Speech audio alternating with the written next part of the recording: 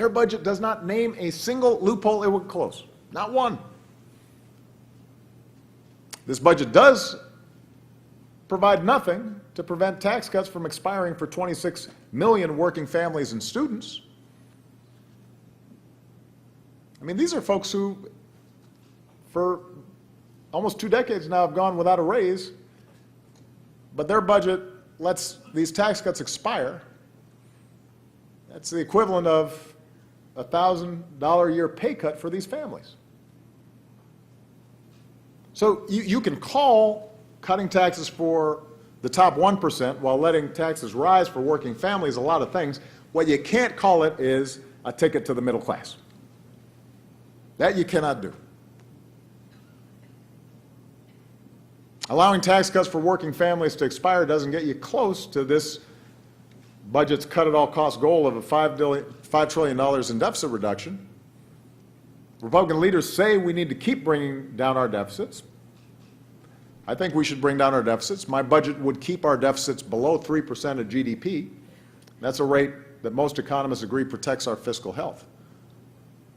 But because House Republicans want to balance the budget without asking any sacrifices of the wealthiest Americans, in fact, asking them to sacrifice less, that means that everybody else has to sacrifice more. Middle class has to sacrifice more. Those working to join the middle class have to sacrifice more. The authors of this budget were careful not to get too specific about the cuts they proposed. And they kind of imply that, well, no matter who you are, somebody else is going to bear the burden. But compared to the plan I've put forward, if the cuts they've proposed were to fall equally on everybody, here's just some of what would happen over the next few years. We're getting to questions. I really got to bear down on this thing. Investments in education would be cut to their lowest levels since 2000, 15 years ago, at a time when we know we need to be upping our game in education because of competition around the world. 157,000 fewer children would have the chance to get early education through Head Start. More than 8 million low-income students would see their financial aid cut. Investments in job training would be cut to the point where more than 4 million fewer workers would have the chance to earn higher wages through programs to help them upgrade their skills. We would end partnerships that help 30,000 small manufacturers grow their businesses and create good jobs, including right here in Cleveland. These aren't just new cuts. These are some of the greatest hits on this broken record.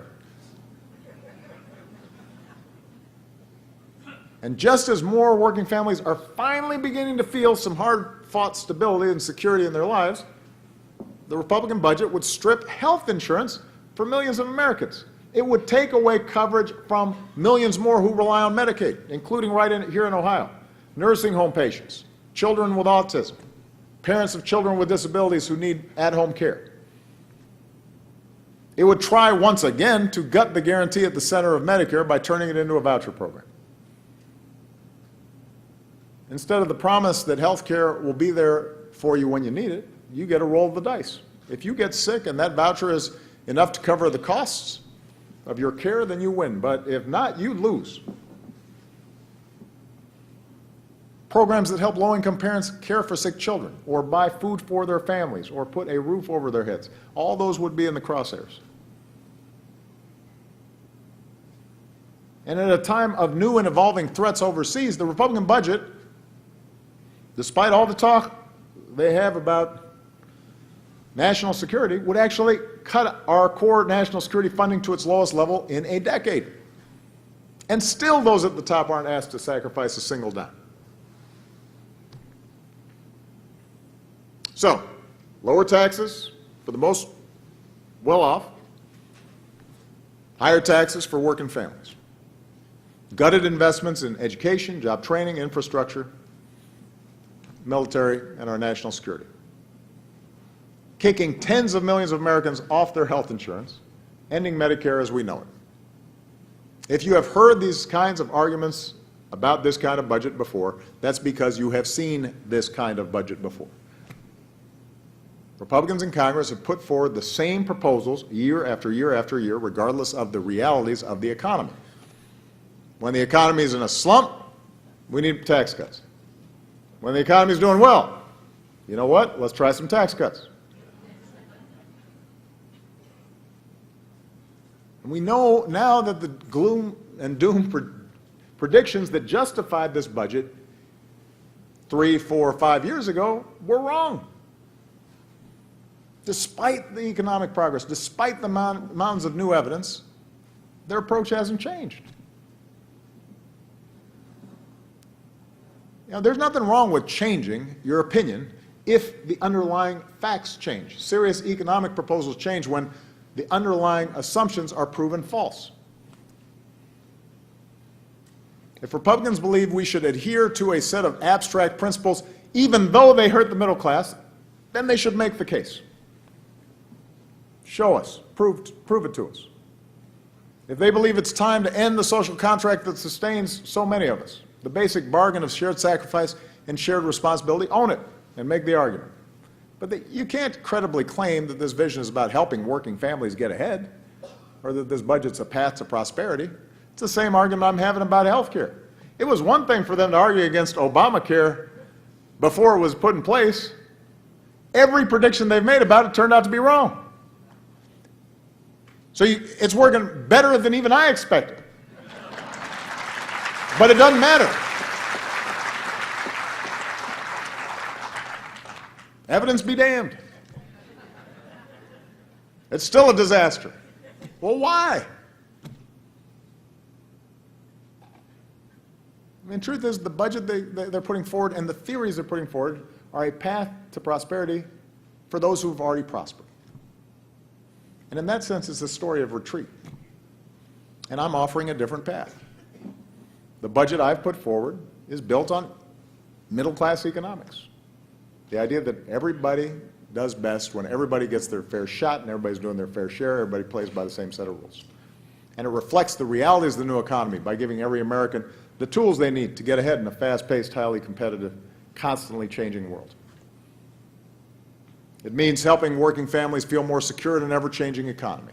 That's why my budget makes new investments to make it easier for folks to afford child care in college and health care and paid leave and retirement. Lowering the taxes of working families, putting thousands of dollars back into their pockets each year. Middle-class economics means preparing Americans to earn higher wages down the road. That's why my budget makes new investments from pre-K to mid-career job training. I want to make sure all our kids get a great education from the earliest age, and that young people can afford to go to college without getting buried under a mountain of debt. And so we're working with private companies and community colleges and universities and businesses to provide apprenticeships and on-the-job training and other pathways in the middle class.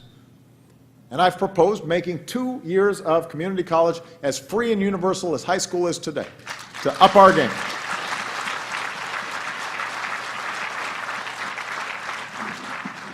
Now, third, middle-class economics means building the most competitive economy anywhere so that our businesses can keep churning out high-wage jobs for our workers to fill. And right before I came here, I went to Magnet. It's a manufacturing incubator right here in Cleveland, where smaller companies are making everything from airplane parts and medical devices to whiskey. I did not sample the whiskey before I came here, although I'm taking a sample home.